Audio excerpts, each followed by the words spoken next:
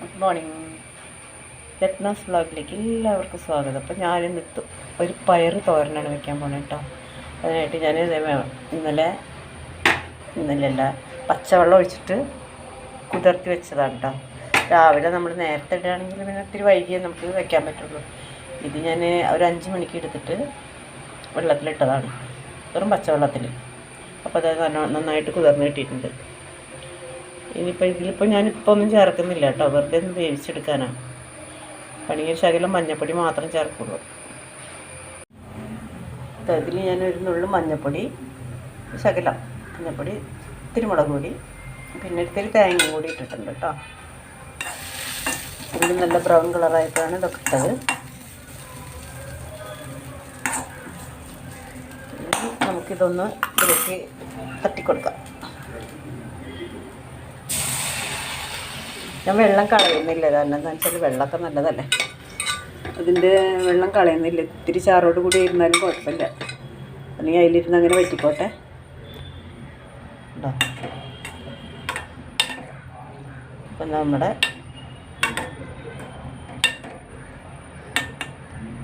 പയർ തോരനായിട്ടില്ല, തോരനാണെങ്കിൽ ഇത്തിരി വറ്റാനുണ്ട്. ഇതിങ്ങനെ കൂട്ടി കഴിക്കാനും നല്ലതാണ്, ചോറിലേക്ക് നല്ല ടേസ്റ്റാണ്, അടിപൊളി ടേസ്റ്റായിരിക്കും ചോറിലേക്ക്. ഇതിൽ വേണമെങ്കിൽ നമുക്ക് കുടപ്പനിടാം, വാഴപ്പിണ്ടി എടുക്കാം. ഉണ്ണിപ്പിണ്ടി എന്ന് പറയും, വാഴപ്പിണ്ടി എന്നൊക്കെ പറയില്ല, അതിടാം.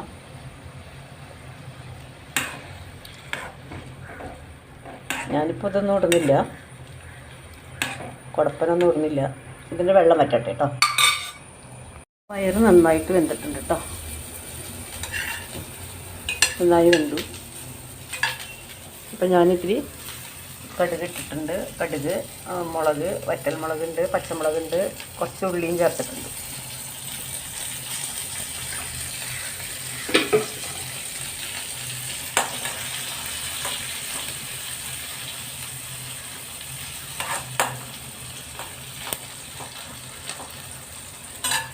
ആവശ്യത്തിനുള്ള ഉപ്പിട്ട് കൊടുക്കാം കേട്ടോ.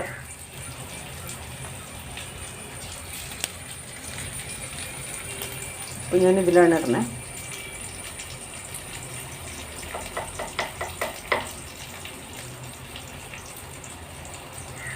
മതിയാവും തോന്നുന്നു, നോക്കിയിട്ടിടാം.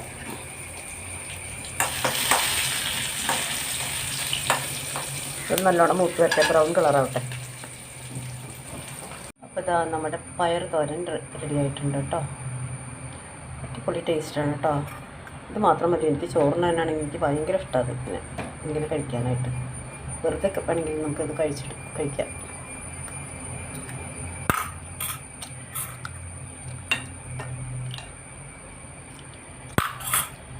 നല്ല സ്വാദുണ്ട് കേട്ടോ. ചോറ് കൊണ്ടുപോകാനൊക്കെ നല്ലതാണ്, കുട്ടികൾക്ക് വളരെ ഇഷ്ടപ്പെടും. എനിക്കിതും പപ്പടവും ഉണ്ടായാൽ മതി, വേറൊന്നും വേണ്ട. അപ്പോൾ നിങ്ങളും ഇതുപോലെ ഉണ്ടാക്കി നോക്കുക. ഇഷ്ടപ്പെടുകയാണെങ്കിൽ ഒരു ലൈക്ക്, കമൻറ്റ്, ഷെയർ, സബ്സ്ക്രൈബ് ചെയ്യാൻ മറക്കരുത്. ബെല്ലൈക്കൺ ഒന്ന് എനേബിൾ ചെയ്യുകയാണെങ്കിൽ ഞാനിരുന്ന അടുത്ത വീഡിയോയുടെ നോട്ടിഫിക്കേഷൻ നിങ്ങൾക്ക് കിട്ടുന്നതായിരിക്കും. Okay, thank you so much.